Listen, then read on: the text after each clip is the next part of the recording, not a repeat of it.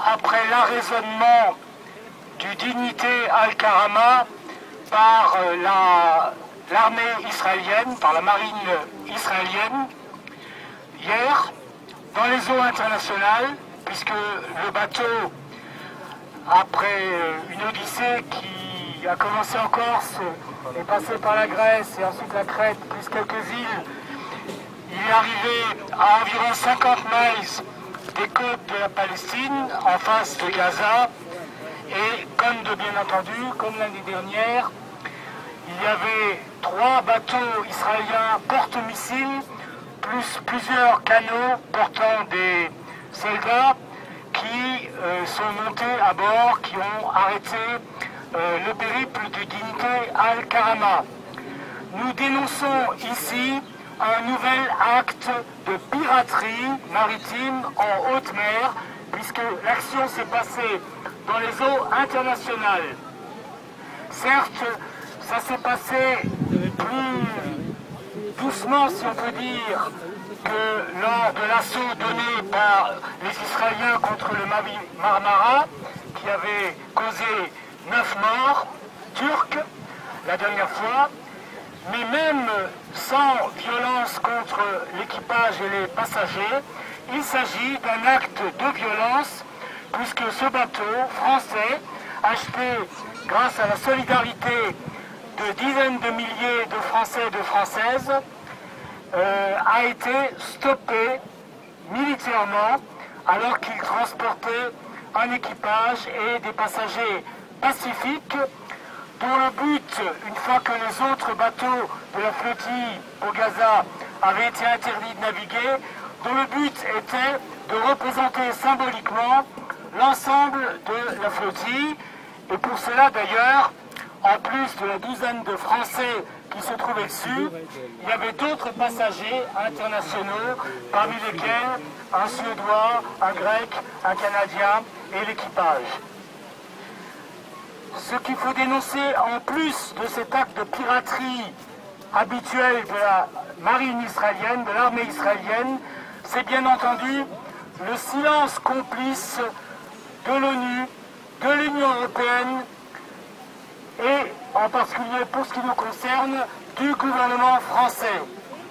Le gouvernement français, de temps à autre, rappelle qu'il est contre le blocus, rappelle de temps à autre qu'il est contre que la France est pour un État palestinien indépendant à côté de l'État d'Israël. Mais lorsque des actes pirates comme ce que nous venons de vivre hier se produisent, le gouvernement ne dit rien, et pire même, puisque la consul de France en Israël a dit, il y a peu, eh bien, il n'avait qu'à pas venir.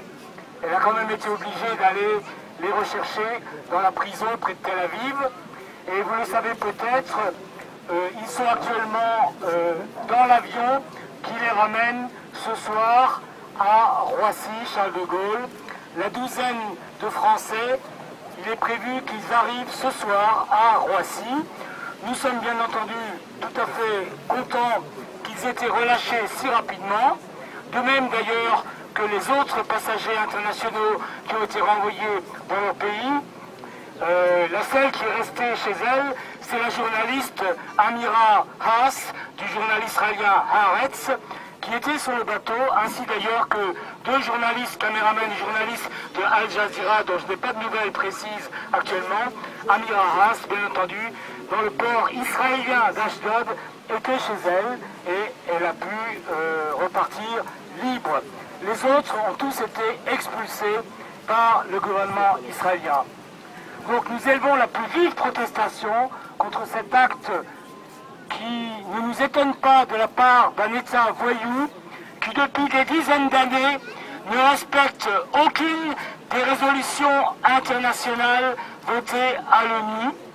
Et il va falloir donc encore continuer la pression, non seulement pour que le blocus de Gaza soit levé, mais pour que le blocus de la Palestine aussi soit levé, puisque rappelez-vous, dans l'épisode précédent, ce sont les centaines de personnes qui devaient se rendre en Palestine, à Bethléem en particulier, à l'invitation de dizaines d'organisations palestiniennes qui ont été soit empêchées de partir depuis les aéroports européens, ou bien s'ils ont pu aller à Tel Aviv, à l'aérodrome, à l'aéroport Ben Gurion, ils ont été stoppés à l'aéroport et ils ont été conduits en prison et pour la plupart expulsés assez rapidement.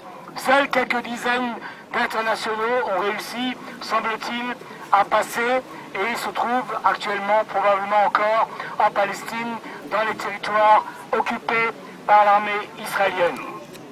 Alors, je vais donner la parole là tout de suite à Ahmed pour l'association des travailleurs maghrébins en France. Et ensuite, je proposerai de donner la parole à Mehdi, qui est un ex-passager. Je ne vois pas où il est, mais voilà. Donc Mehdi, après Ahmed, tu viendras nous raconter un peu ce que tu a fait. Il était passager de l'autre bateau français, le Louise Michel, et on l'a accueilli il y a quelques jours à la gare de Strasbourg, alors qu'il revenait également de Grèce, lui. Voilà. Il faut appuyer, ouais. Bon, merci Jean-Claude. Que dire de plus après toi? C'est un peu difficile. Sinon dire qu'en fait ce rassemblement est appelé par l'IGFP, l'Union Juive Française pour la Paix, par le MRAP, le Mouvement contre le racisme et par l'amitié entre les peuples, par la TMF, par le collectif judéo-arabe et citoyen pour la paix, les femmes en noir, le NPA, le Parti communiste français, les jeunes communistes, PCOF, peut-être les Verts aussi sont là, bon, les Syriens. Disons que ce rassemblement a été appelé dans l'urgence et donc voilà, nous avons fait dans l'urgence, mais néanmoins nous sommes là pour exprimer donc notre solidarité avec le peuple palestinien, lequel peuple qui depuis 60 ans est violé. La terre et le peuple palestinien sont violés par l'État israélien. Jean-Claude a parlé de complicité.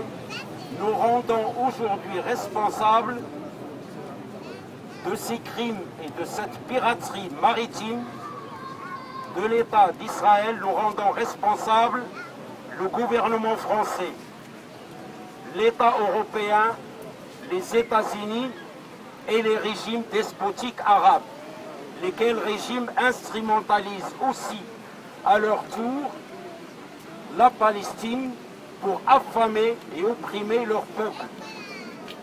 Un vent de liberté est aujourd'hui en train de souffler et nous sommes certains que ce vent de liberté finira aussi par balayer cette idéologie sioniste, essentialiste et raciste et balayer cet état d'apartheid en Palestine. De par le monde, aujourd'hui,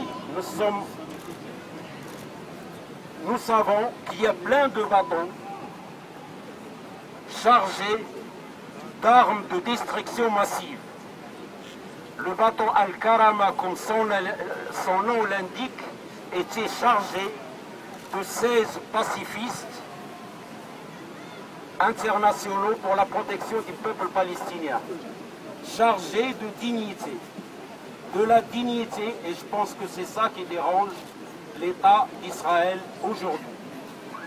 Aujourd'hui, je répète, le soutien et la complicité de la communauté internationale, du gouvernement français, de l'Europe, des États-Unis surtout et des régimes arabes sont responsables de ces crimes et cette piraterie maritime commis au vu et aussi de tous, y compris de l'ONU et du Conseil de sécurité depuis 60 ans.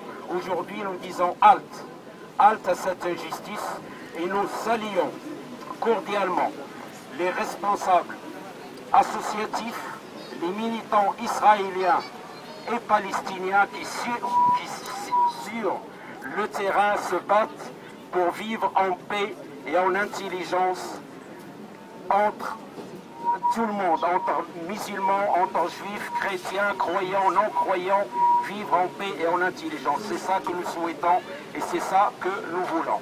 Merci.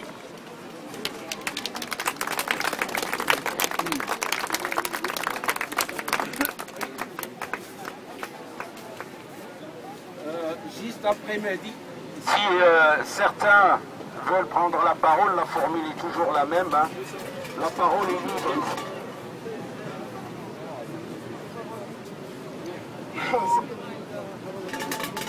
Bonjour, je me présente, je suis Mehdi Amadir, j'étais un des passagers, des 26 passagers de Louise Michel. Alors vous êtes tous au courant comment ça s'est passé, mais il y a eu des problèmes avec la Grèce qui a refusé de donner des papiers qui étaient vraiment nécessaires pour le bateau pour qu'il puisse bouger. Alors c'est une preuve de plus que le blocus contre Gaza n'est pas seulement à Gaza, mais il s'étend jusqu'en Grèce. Et malheureusement ça a été prouvé le 8 juillet qu'il s'étend jusqu'à Roissy, jusqu'en Europe. C'est ça le problème. Alors là, ce qu'il faut faire, moi ça n'engage que moi. Moi je suis pas là pour vous raconter comment ça s'est passé là-bas parce qu'il y a des moyens, il y a Internet, il y a les médias, ça a été très médiatisé. Malheureusement pas assez, mais ça a été médiatisé quand même. Moi je suis là pour vous faire une proposition. C'est bien gentil de se rassembler, de manifester à Place Kléber, mais c'est pas là où les décisions sont prises. Il faut se manifester et se rassembler devant le Conseil de l'Europe, devant le Conseil des 15, c'est là où il y a toutes les décisions. Il y a eu un manquement au respect des droits de l'homme et il faut le signaler. Alors j'ai pas d'autre chose à dire.